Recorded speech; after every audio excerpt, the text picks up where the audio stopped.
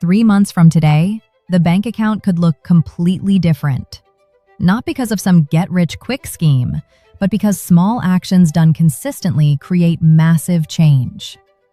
Most people think fixing money problems takes years, but research shows that 90 days is enough time to build the habits that shift everything. The catch? Most people never figure out what to actually do during those 90 days. Here's what happens when someone gets serious about their money. They stop guessing. They stop waiting for the perfect moment. They follow a system that works, day after day, until the numbers start changing. This isn't about making 6 figures or becoming a millionaire overnight. This is about taking control, about finally having breathing room, about not checking the bank account with a knot in the stomach. But there's one critical mistake that trips people up before they even start. More on that in a second. Number 1. Face the actual numbers. Week 1 is brutal, but it's the most important week. Most people avoid looking at their money situation because it feels overwhelming. According to financial experts, this is called the ostrich effect, burying the head in the sand because the truth feels uncomfortable. Here's a real story that shows why this matters. A 34-year-old teacher in Ohio named Sarah went 2 full years without opening her credit card statements. She threw them straight in the trash. The anxiety was too much. When she finally forced herself to add up all the balances, she owed $47,000 across 6 cards. She cried for an hour. But then something unexpected happened. The next day, she felt lighter. Because for the first time in 2 years, she knew the exact number. The monster in the closet turned out to be terrible, yes, but at least now she could see it. Therefore, she could fight it. Here's what needs to happen first. Sit down with a notebook or open up a simple spreadsheet. No fancy apps yet. Just pen and paper works fine. Write down 4 numbers. Income after taxes. Fixed expenses like rent and insurance. Variable expenses like food and gas. And debt payments. These are called the core 4 numbers. Without knowing these, there's no foundation to build on. Income is simple. What actually lands in the account each month. Not the gross pay, the real take-home amount. Fixed expenses are the bills that show up every single month. Rent, car payment, insurance, phone bill, Netflix, all those subscriptions that auto-renew. Write them all down. Variable expenses are trickier. Food, gas, clothes, random Target runs. This is where most people guess low. Therefore, it helps to look at the last 2 to 3 months of bank statements to find the real average. Debt payments are any minimum payments owed. Credit cards, student loans, car loans, personal loans, all of it. Add up the expenses and debt payments. Subtract that from income. That's the actual number to work with. If that number is negative, don't panic. That just means expenses are higher than income, which explains why the credit cards keep climbing. This is fixable. If that number is positive, even if it's just $50, there's something to work with. But here's the thing. Most people with positive numbers still feel broke because they spend that extra money without thinking. The key insight here is simple. Knowledge is power. According to research from financial advisors, people who track their core numbers are 80% more likely to have at least 3 months of savings compared to those who don't track anything. Facing the real numbers hurts, but it only hurts for one day. Then the path forward becomes clear, but knowing the numbers is just the beginning. Because most people discover they're losing hundreds of dollars every month without realizing it. The next step reveals exactly where that money disappears to. Number 2, cut the bleeding first. Once the numbers are clear, the next step is stopping the money from leaking out. Think of personal finances like a boat with holes in it. Most people try to bail out water faster and faster, working overtime and side hustles, but they never plug the holes. Therefore, the boat keeps sinking no matter how hard they work. Most people try to fix everything at once. They promise to stop eating out completely, cancel every subscription, never buy coffee again. That lasts about 4 days. Therefore, the smarter move is finding the biggest leaks and plugging those first. Here's what that looks like in practice. Pull up the bank statement from last month. Highlight every subscription or recurring charge. Streaming services, gym memberships that never get used, apps that auto-renew, magazine subscriptions from 2 years ago. Research shows the average person spends almost $200 per year on subscriptions they don't use. That's money just evaporating every month. Cancel anything that hasn't been used in the last 30 days. Not might use someday, actually used in the last month. Be ruthless. But here's where it gets interesting. Don't just cancel randomly. Replace expensive habits with cheaper ones. Love getting coffee every morning? That $6 latte 5 days a week is $120 per month. But making coffee at home costs about $20 per month for good beans. That's $100 saved without giving up coffee. Eating out is usually the biggest leak. The average person in their 30s spends about $300 to $400 per month on restaurants and takeout. Cut that in half by meal planning just 1 week at a time. That's $150–200 back in the pocket. The goal isn't to become cheap. The goal is to redirect money from things that don't matter toward things that do matter. Therefore, pick 2 to 3 spending categories and focus only on those for month 1. One more thing about the bleeding. Interest charges are silent killers. If there's credit card debt, those interest charges add up fast. A $3,000 balance at 21% interest costs $52 every single month just in interest before paying down any actual balance. Call the credit card company. Ask for a lower interest rate. According to recent surveys, about 70% of people who ask get some kind of reduction.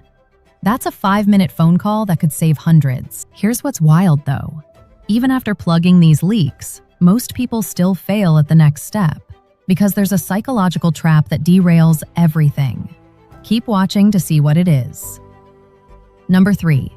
Build the $1,000 safety net. Month 1 has one big goal. Save $1,000 in cash. Not in a month, in 30 days. This is the Emergency Fund Starter Pack. Research from multiple financial institutions shows that having just $1,000 saved prevents most people from going deeper into debt when surprise expenses hit. Car repair, medical bill, broken phone. These things always happen at the worst time. But here's why $1,000 matters so much. It's big enough to handle most emergencies, but small enough to hit fast if someone gets focused. Here's a story that makes this real. A guy named Marcus in Atlanta was following this exact plan. He scraped together $1,000 over 4 weeks by selling old furniture, picking up extra Uber shifts, and cutting his food budget in half. He felt proud. That money sat in his savings account for exactly 9 days. Then his transmission died. $847 to fix it. He was devastated. All that work, gone. But then he realized something that changed his whole perspective. Without that $1,000, he would have thrown that repair on a credit card at 24% interest. He would have been paying for that transmission for the next 2 years, with interest adding hundreds more to the cost. Instead, he paid cash. It hurt, but he wasn't in deeper debt. Therefore, he started rebuilding the $1,000 the next week. This time, it only took 3 weeks because he knew the system worked. Break it down by week. That's $250 per week for 4 weeks. Still sounds hard? Break it down by day. About $35 per day. This is where the cuts from step 2 start paying off. That $100 saved on coffee and eating out, that's almost 3 days of the daily goal right there. Here's what else works. Sell stuff. Those old video games collecting dust, the exercise equipment in the garage, the clothes that don't fit anymore. According to decluttering experts, most people have at least $500 worth of stuff they could sell if they really needed to. Facebook Marketplace, OfferUp, Nextdoor. These apps make selling easy. Price things to move fast, not to get top dollar. The goal is cash now, not someday. Side work helps too. Drive for Uber on Saturday mornings. Do TaskRabbit jobs. Babysit. Walk dogs. Anything that brings in extra cash for 30 days. This part isn't fun. It requires sacrifice. But it's only 30 days. 1 month of intensity to build something that creates peace of mind. Where should this $1,000 go? A separate savings account at the same bank. Not a shoebox, not under the mattress. A real savings account that's linked to checking but not so easy to tap into for non-emergencies. High-yield savings accounts are ideal. These pay interest rates of 3 to 4%, which means the money actually grows a little bit while sitting there. Banks like Ally, Marcus, and CIT offer these accounts with no minimum balance and no monthly fees. Once that $1,000 hits the account, something shifts. There's a cushion, a buffer. The next surprise expense doesn't trigger panic. Therefore, everything else gets easier from here. But having the cash is only half the battle. The next step is where most people either build unstoppable momentum or crash and burn completely. The difference comes down to choosing the right strategy. Number 4. Attack the debt with intensity. Month 2 is where momentum builds. The $1,000 is sitting safely in savings. The spending leaks are plugged. Now it's time to tackle debt. Not all debt needs to disappear in 90 days. That's unrealistic for most people. But making serious progress on high-interest debt changes everything. There are 2 proven strategies for paying off debt. They're called the Snowball method and the Avalanche method. Both work. The difference is psychology versus math. The Snowball method means paying off the smallest debt first, regardless of interest rate. List all debts from smallest balance to largest. Pay minimums on everything except the smallest one. Throw every extra dollar at that smallest debt until it's gone. Why this works is simple. Quick wins build confidence. Seeing a debt disappear in 30 to 45 days creates momentum. That victory makes the next debt easier to attack. The Avalanche method targets the highest interest rate first. List all debts from highest interest rate to lowest. Pay minimums on everything except the highest rate. Throw every extra dollar at that one until it's gone. Why this works is math. High-interest debt costs the most money over time. Killing it first saves the most on interest charges. According to financial calculators, the Avalanche method typically saves people hundreds or even thousands of dollars compared to the Snowball method. Which one is better? The one that actually gets done. If someone needs quick wins to stay motivated, Snowball wins. If someone is disciplined and patient, Avalanche saves more money. Therefore, pick based on personality, not what some expert says is optimal. Here's the vulnerable truth, though.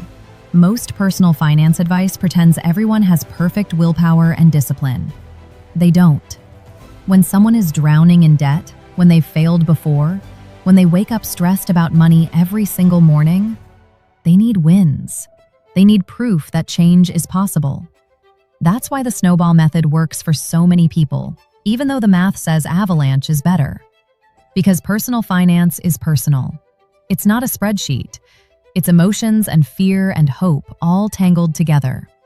Therefore, the best method is whichever one someone will actually stick with for 6 months straight. Here's the key for month 2. Take that extra money from step 2, the canceled subscriptions, the reduced eating out, all of it, and direct it straight to debt. Set up automatic extra payments so it happens without thinking about it. Even an extra $100 per month on a $3,000 credit card balance at 18% interest cuts the payoff time from 4 years down to 2 years. That's massive. Credit card debt above 8% interest should be the priority. According to recent data, the average credit card rate is around 21%. That's brutal. But student loans at 4% or car loans at 5%, those can wait. Focus on the expensive debt first. One warning: don't drain the $1,000 emergency fund to pay off debt. That emergency fund exists to prevent new debt when life happens. Keep it separate. Keep it safe. By the end of month 2, something incredible happens. The first debt gets eliminated completely. That monthly payment disappears. But here's what most people don't realize. That moment creates a dangerous opportunity. Use it wrong, and everything falls apart. Use it right, and financial freedom becomes automatic. Number 5. Automate the system. Month 3 is about making everything automatic so willpower isn't required. Willpower fails. Systems succeed. This is the secret that separates people who stay on track from people who fall off after a few months. Think about brushing teeth. Nobody wakes up every morning and has an internal debate about whether to brush their teeth. It's automatic. It happens without thinking. Money needs to work the same way. Here's what automation looks like in practice. First, set up automatic transfers for savings. The day after payday, have $50 or $100 automatically move from checking to that savings account. Even small amounts add up.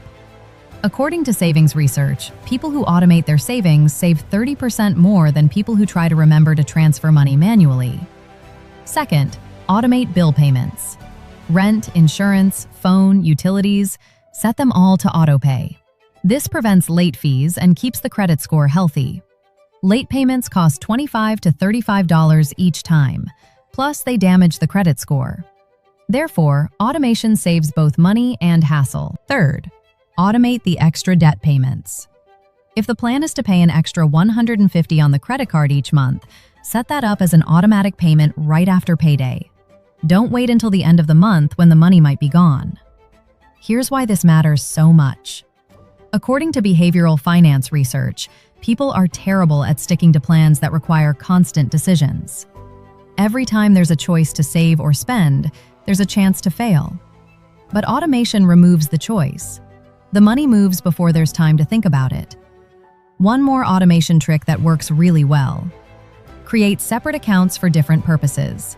One checking account for bills, one for spending money, one savings account for emergencies, maybe another savings account for a specific goal, like a vacation or down payment. When payday hits, the money automatically splits into these accounts. Bills account gets rent and utilities. Spending account gets grocery money and gas. Savings accounts get their transfers. What's left over is truly free to spend guilt-free. This prevents the problem of looking at one big checking account balance and thinking there's more available than there really is. Here's a perfect example of automation in action. A woman named Jennifer from Denver set up her entire system in one afternoon. Every payday, $200 went to savings automatically. $300 extra went to her highest credit card. Bills auto-paid. She split her checking into two accounts, one for bills, one for fun money. 3 months later, she realized she hadn't actively thought about money management in weeks. It just happened in the background. Her savings grew, her debt shrank. But she didn't feel deprived because her fun money account always had exactly what she could actually afford to spend. That's the power of automation. It makes good financial habits invisible. Therefore, they never require motivation or discipline to maintain. But automation alone isn't enough. Because without the final step, most people plateau after a few months and wonder why they're not making progress anymore. The last piece is what separates temporary improvement from permanent transformation. Number 6, plan the next 3 months. By day 90, the financial picture looks completely different from day 1. The core numbers are crystal clear. Spending leaks are plugged. There's $1,000 sitting in savings as a buffer. Debt is getting attacked systematically. Everything runs on autopilot. But this isn't the finish line. This is just the foundation. Therefore, the final step is planning what comes next. For the next 90 days, the goal shifts from emergency mode to building mode. Here's what that looks like. Keep building the emergency fund from $1,000 up to 1 full month of expenses. If monthly bills total $2,500, the target is $2,500 in savings. According to Fidelity Research, having 1 month of expenses saved is the point where financial stress drops significantly. After that, 3 to 6 months of expenses. This is the full emergency fund that financial experts recommend. For someone with $2,500 in monthly expenses, that's $7,500 to $15,000. That sounds like a lot, but spreading it over 6 to 12 months makes it totally achievable. While building that bigger emergency fund, keep attacking debt. Don't wait until the emergency fund is full to pay down debt. According to financial advisors, a smart split is 70% to savings and 30% to extra debt payments during this phase. Once high-interest debt is under control and the emergency fund is solid, that's when investing makes sense. Retirement accounts like a 401k or Roth IRA. Index funds that track the stock market. These are long-term wealth builders. But here's the thing. Don't jump into investing before handling the foundation. Putting money into investments while carrying 21% credit card debt is like watering the garden while the house is on fire. Therefore, priorities matter. For most people in their 30s, the sequence looks like this. $1,000 emergency fund, pay off high-interest debt, 3 to 6 months of expenses saved. Then start investing for retirement and other goals. The real transformation isn't the money. Here's what actually changes over these 90 days. It's not just the bank account balance, although that improves. The real change is the relationship with money. The stress disappears. The constant worry about the next bill fades. There's finally control instead of chaos. According to surveys, 59% of adults feel anxious about their personal finances. That anxiety affects sleep, relationships, and work performance.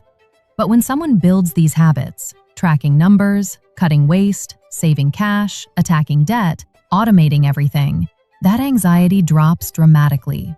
The confidence grows. There's proof that taking control works. Small wins stack up. One paid-off debt leads to the next. 1 month of savings leads to 3 months.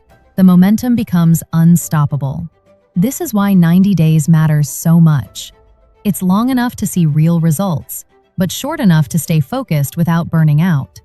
3 months is the perfect time frame to build habits that stick. Will everything be perfect after 90 days? No. Financial transformation takes years, not months. But after 90 days of focused effort, the trajectory changes completely. The foundation is solid. The system works. The path forward is clear. Most people spend years feeling stuck with their money, hoping things will magically improve, waiting for a raise or a windfall. But hope isn't a strategy. Therefore, the only real option is to take control, follow a plan, and give it 90 days of real effort. The research backs this up. Studies show people working with financial advisors are more likely to have emergency savings. But it's not because advisors have magic answers. It's because they provide a clear plan and accountability. These 6 steps do the same thing without the advisor fees. Every single person watching this has the ability to change their financial situation in 90 days. Not overnight, not next year, starting right now. The question isn't whether it's possible. The question is whether it's worth 90 days of focused effort to build something that lasts a lifetime. Subscribe for more money advice.